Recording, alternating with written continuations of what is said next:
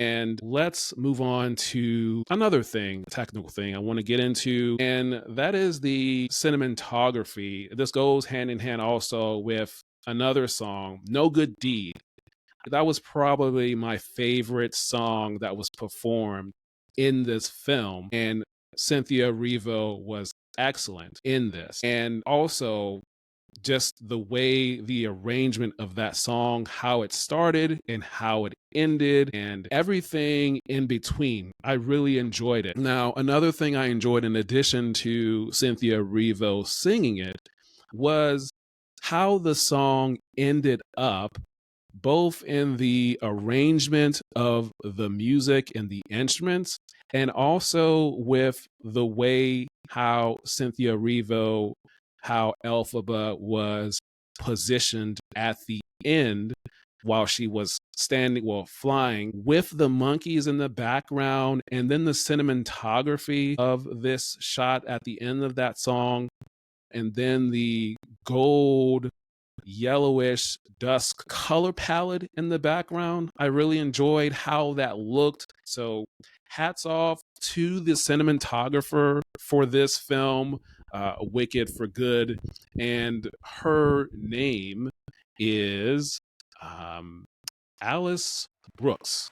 And I want to shout her out. Alice Brooks, she's a cinematographer for this Wicked for Good film, as well as Wicked in 2024. The previous projects that Alice Brooks has worked on is, as I mentioned, Wicked 2024. She also worked on In the Heights in 2021 and Tick Tick Boom in 2021. There were a lot of great cinematography shots in this film, whether it was the flashbacks to the 2024 film, particularly when Galinda and Elphaba were in the field and they're laying their head on each other, or one is, and you get the background with the sun setting, and you get that nice image of the sun in the background with the two of them.